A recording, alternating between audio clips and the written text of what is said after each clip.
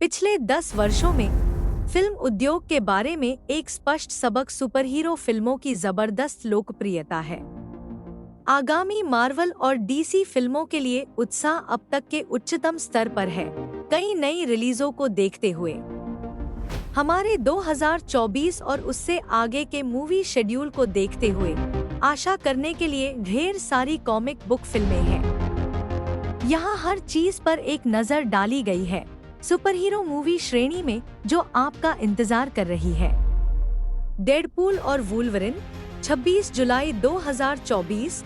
Ryan Reynolds ने शुरुआत में एक्स-फोर्स स्पिन-ऑफ फिल्म की योजना का खुलासा किया। हालांकि डिज्नी फॉक्स विलय के कारण रेनॉल्ड्स द्वारा चित्रित डेडपूल अब एमसीयू में अपनी शुरुआत करेगा। प्रत्यक्ष रूप से तीसरी किस्त का शीर्षक डेडपूल और वुल्वरिन है। जुलाई 2024 में रिलीज होने वाली फिल्म में टीवीए की सहायता शामिल है, जैसा कि ट्रेलर में दिखाया गया है। सीन लेवी फ्री गाय और के लिए जाने जाते हैं, एटम प्रोजेक्ट का निर्देशन कर रहे हैं और सुपरहीरो कॉमेडी रेट रीज और पॉल वर्निक द्वारा लिखी जा रही है। विशेष रूप से यह फिल्म ह्यू जैकमैन की वुल्वरिन की प्रतिष्ठित भूमिका में वापसी को भी चिह्नित करेगी। क्रावेन द हंटर 30 अगस्त 2024। जेसी चंदोर, जो नेटफ्लिक्स के ट्रिपल फ्रंटियर के निर्देशन के लिए जाने जाते हैं, क्रावेन द हंटर की मूल कहानी का निर्देशन करने के लिए तैयार हैं, जो रिलीज के लिए निर्धारित है अगस्त 2024। एरोन टेलर जॉनसन एमसीयू और किकैस का एक जाना पहचाना चेहरा रूसी मूल के प्रीडेटर की भूमिका निभाएंगे। क्रावेन दुर्जय का पीछा करने के लिए प्रसिद्ध है, शिकार, जिसमें स्पाइडरमैन जैसे लोग भी शामिल हैं। दिलचस्प बात यह है कि वह गिरगिट का भाई भी बताया गया है। जोकर फोली एड्यूक्स 4 अक्टूबर 2024। अपने प्रतिष्ठित जोकर मेकअप में सजे जोकिन फीनिक्स ने जोकर के साथ अपार सफलता हासिल की। एक ऐसी फिल्म जो विवादास्पद रूप से परेशान करने वाले विषयों पर आधारित थी और जिसका डीसीयू से कोई संबंध नहीं था। इसके बावजूद फिल्म $1 बिलियन की बड़ी हिट बन गई और फीनिक्स को ऑस्कर मिला। 2024 की आगामी शरद ऋतु में टॉड फिलिप्स द्वारा निर्देशित और सहलिखित जोकर फोली एड्यूक्स नामक सीक्वल में फीनिक्स आर्थर फ्लेक की भूमिका को फिर से दिखाने के लिए तैयार है। इस बार उनके साथ लेडी गागा भी होंगी। अपने हार्ले क्विन समकक्ष का चित्रण। Venom 3 8 November 2024। The dark night rises में प्रतिष्ठित डीसी खलनायक बेन की भूमिका निभाने के बाद टॉम हार्नी ने एक परिवर्तन किया मार्वल के लिए जब उन्होंने अपनी एकल फिल्म में नायक की भूमिका निभाई। एडी ब्रॉक और उनके सहजीवी के रूप में 2 भूमिकाओं के बाद वह फिल्म के शीर्ष पर अपनी जगह बनाने में सक्षम थे और वह ऐसा करने में सक्षम थे। आह को बदलने के बाद हार्डी तीसरी बार उस भूमिका को दोबारा निभाने के लिए तैयार हैं, जिसका अभी तक शीर्षक नहीं दिया गया है। विश फिल्म कलाकारों में जूनो टेम्पल और ट्विटल एजियोफोर भी शामिल हैं। कौआ 2024 कौआ श्रृंखला ने 3 फिल्मों को प्रेरित किया है, जिनमें सबसे प्रसिद्ध ब्रैंडन ली है। इसके अलावा मार्क डैकास्कोस अभिनीत एक टीवी श्रृंखला रूपांतरण है जो व्यापक रूप से ज्ञात नहीं हो सकता है। के अनुसार डेडलाइन द क्रो का आगामी रिबूट 2024 में रिलीज होने के लिए तैयार है, जिसमें बिल स्कार्सगार्ड मरे हुए सतर्क व्यक्ति एरिक ड्रेवेन की भूमिका निभाएंगे। वॉचमैन 2024। एलन मूर और डेव गिबन्स अभूतपूर्व ग्राफिक उपन्यास वॉचमैन ने न केवल जैक स्नाइडर की एक लाइव एक्शन फीचर फिल्म को प्रेरित किया, बल्कि एक एमी विजेता HBO मिनी सीरीज भी अनुवर्ती के रूप में काम कर रही है। अब एक नया एनिमेटेड प्रत्यक्ष अनुकूलन विकास में है, जिसका लक्ष्य R-रेटेड फिल्म के साथ स्रोत सामग्री के प्रति सच्चा रहना है। CBR की रिपोर्ट के अनुसार द क्रो 2024 में रिलीज होने वाली है, जिसमें बिल स्कार्सगार्ड भूमिका निभा रहे हैं। एनिमेटेड संस्करण का प्रीमियर डिजिटल और ब्लूरे पर होने वाला है। 2024 में अनंत पृथ्वी पर जस्टिस लीग संकट भाग 2 और 3। 2024 की शुरुआत में पहले फीचर लंबाई एनिमेटेड अनुकूलन का प्रारंभिक अध्याय प्रभावशाली DC comics crossover event Crisis on Infinite Earths जारी किया गया था। कहानी के निम्नलिखित 2 भाग डीसी को बचाने के लिए जस्टिस लीग के प्रयासों को दर्शाते हैं। मल्टीवर्स अभी भी आना बाकी है। ये दोनों भाग 2024 के अंत में डिजिटल और ब्लूरे पर उपलब्ध होने के लिए तैयार हैं। Captain America brave new world 14 फरवरी 2025। उन लोगों के लिए जो स्टीव रोजर्स द्वारा अपनी ढाल सौंपे जाने के बाद से अंधेरे में महसूस कर रहे थे, एक अच्छी खबर है।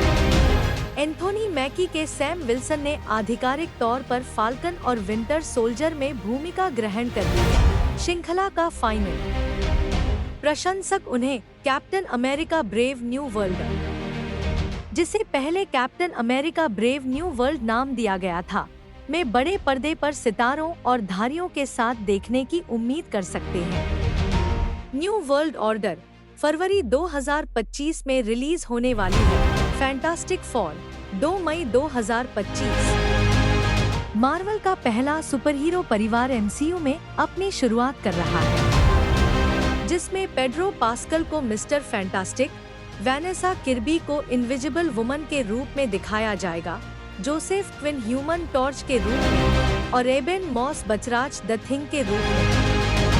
वांडाविजन पर अपने काम के लिए प्रसिद्ध मैट शेकमैन के निर्देशन में मार्वल के फैंटास्टिक फॉर का रिबूट मई 2025 में सिनेमाघरों में रिलीज होने के लिए तैयार है। सुपरमैन लीगेसी 11 जुलाई 2025। स्नाइडरवर्स के प्रशंसकों को निराशा हुई जब उन्हें पता चला कि हेनरी कैविल सुपरमैन के रूप में जारी नहीं रहेंगे। हालांकि यह खबर और दिलचस्प हो गई क्योंकि यह पता चला कि लेखक और निर्देशक जेम्स गन आगामी फिल्म में मैन ऑफ स्टील पर एक नया रूप लाएंगे, सुपरमैन लीगेसी। फिल्म के कलाकारों में क्लार्क केंट के रूप में डेविड कॉर्नस्वेट और लोइस लेन के रूप में राचेल ब्रोसनाहन शामिल है।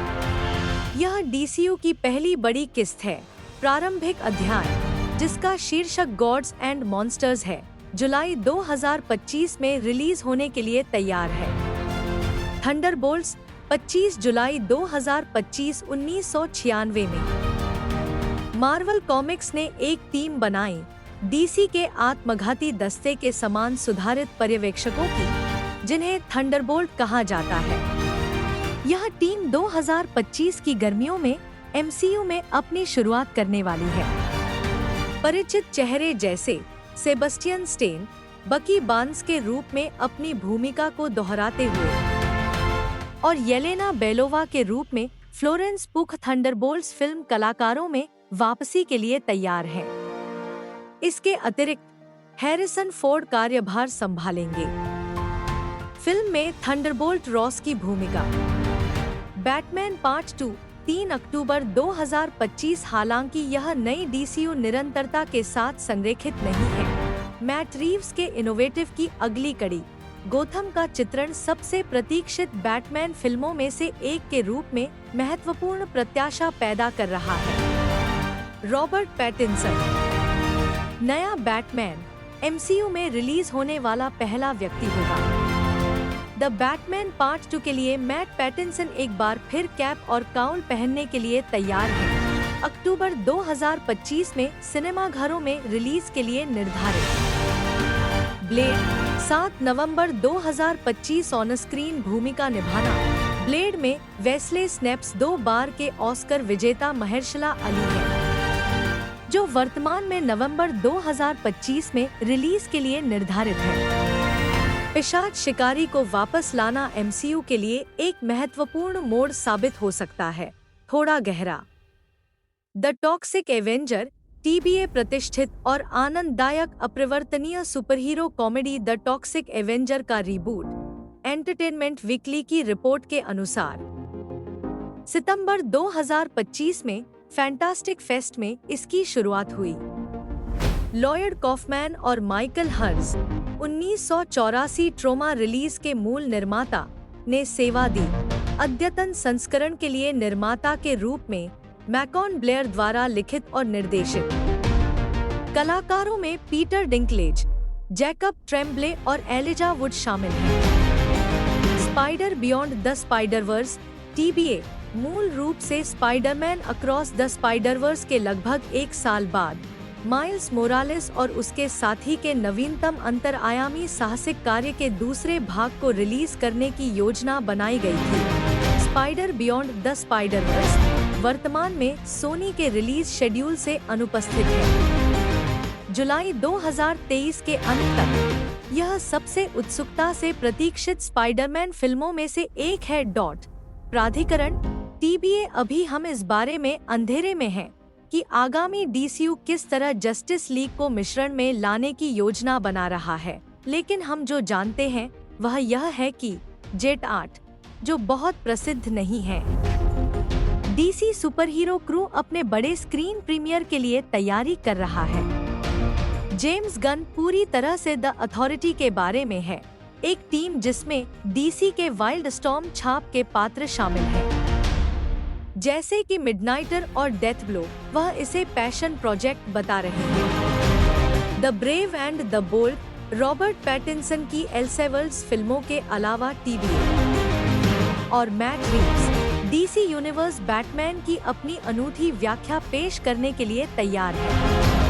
एंडी मुशिएती द्वारा निर्देशित The Brave and the Bold release होने वाली पहली फिल्म है। जोएल शूमाकर की लाइव एक्शन बैटमैन श्रृंखला के बाद रॉबिन के साथ डार्क नाइट को प्रदर्शित करने वाला पहला प्रमुख सिनेमाई प्रोजेक्ट, जिसे उनके दूर के बेटे डेमियन वेन के रूप में चित्रित किया गया है। बर्सर्कर एक हास्य पुस्तक श्रृंखला है जिसे कीनू रीव्स और मैट किंट द्वारा सहनिर्मित और लिखा गया है, जिसमें रॉन गार्नी की कलाकृति है।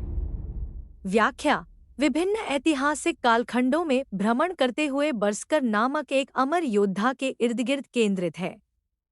बूम स्टूडियोज द्वारा प्रकाशित 12 अंक वाली सीमित श्रृंखला की पहली किस्त जारी की गई थी 3 मार्च 2021 को और किकस्टार्टर पर सफलतापूर्वक 1.4 मिलियन अमेरिकी डॉलर से अधिक जुटाए। स्वागत के संदर्भ में पहले अंक ने उल्लेखनीय सफलता हासिल की। 615,000 से अधिक प्रतियां बिकी और 2015 में स्टार वार्स नंबर 1 के बाद सबसे अधिक बिकने वाला एकल अंक बन गया।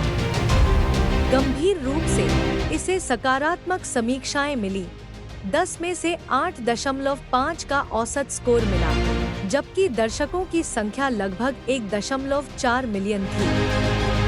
श्रृंखला ने अनुकूलन को भी प्रेरित किया है, जिसके विकास की घोषणा नेटफ्लिक्स ने की है। एक लाइव एक्शन फिल्म और एक एनीमे श्रृंखला दोनों। इन रूपांतरणों में कीनू रीव्स को मुख्य भूमिका में लिया गया है।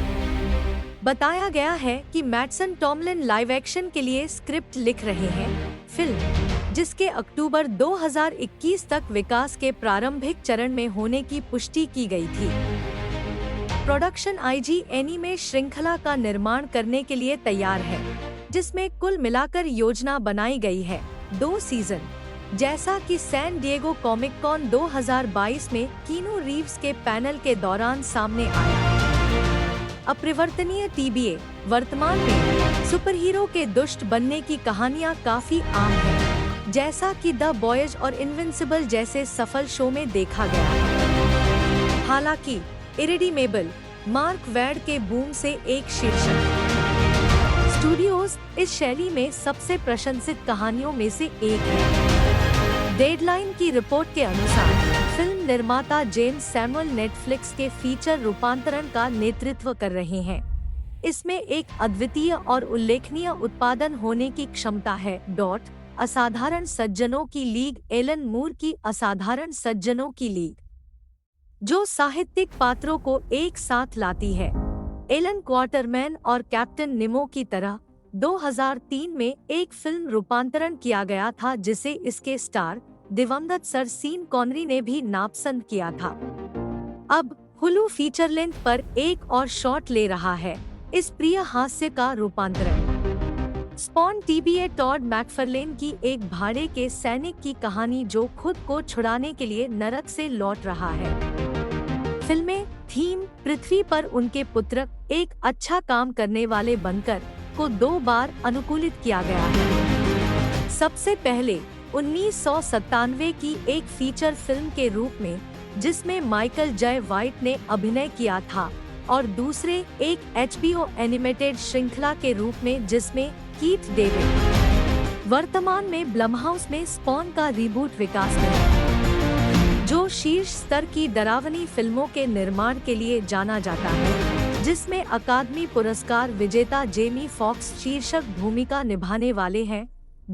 सुपरगर्ल वुमन ऑफ टुमारो 1984 के बाद एक अंतराल के बाद सुपरगर्ल क्लार्क केंट की पहली फिल्म 1980 के दशक में रिलीज हुई थी। केंट की चचेरी बहन सुपरगर्ल नामक अपने स्वयं के सिनेमाई साहसिक कार्य में मुख्य भूमिका निभाने के लिए तैयार है। डीसी यूनिवर्स के भीतर कल की महिला। यह फिल्म टॉम किंग की इसी नाम की कॉमिक बुक श्रृंखला से प्रेरणा लेती है। मिल्ली एल्कॉक अपने असाधारण प्रदर्शन के लिए जानी जाती है। HBO के हाउस ऑफ द ड्रैगन में राजकुमारी रेनेरा टारगेरियन के युवा संस्करण के रूप में इस आगामी फिल्म में टाइटैनिक क्रिप्टोनियन के रूप में कास्ट किया गया है। स्वैम्प थिंग टीबीए आधे आदमी आधे पौधे वाले ह्यूमनॉइड हीरो को आखिरकार एक नए साहसिक कार्य का मौका मिल रहा है। उनके बहुप्रशंसित डीसी यूनिवर्स टीवी शो के समय से पहले रद्द होने के बाद यह फिल्म बड़े पर्दे पर रिलीज होने के लिए तैयार है। इंडियाना जोन्स और डायल ऑफ डेस्टिनी। निर्देशक जेम्स मैंगोल्ड ने जोश होरोविट्ज के हैप्पी सैड कंफ्यूज्ड पॉडकास्ट पर कहा कि वह अपनी स्वैम्प थिंग को एक नॉयर मिस्ट्री हॉरर फिल्म की तरह बनाने का इरादा रखते हैं। Constantine two TBA Keanu Reeves, जो 2005 की थ्रिलर में जादू चलाने वाले गुप्त जासूस जॉन कॉन्स्टेंटाइन के किरदार के लिए जाने जाते हैं, नए साहसिक कार्य में नेतृत्व करने के लिए तैयार हैं। फिल्म बनना तय है, लंबे समय से प्रतीक्षित अनुवर्ती में पुनः पुरस्कृत। यह फिल्म, जिसने अपनी रिलीज के बाद से ही लोकप्रियता हासिल कर ली है, जॉन विक अभिनेता की उस किरदार में वापसी का प्रतीक है जिसे उन्होंने कुछ समय के लिए फिर से देखने की उम्मीद की थी। जे अब्राम्स की तानेहसी कोट सुपरमैन मूवी की घोषणा। निर्माता जे अब्राम्स एक नए सुपरमैन के लिए हास्य पुस्तक लेखक तानेहसी कोट्स के साथ मिलकर काम कर रहे हैं। ब्लॉकबस्टर थ्रेड्स पर जेम्स गन द्वारा पुष्टि की गई। यह फिल्म 2 आगामी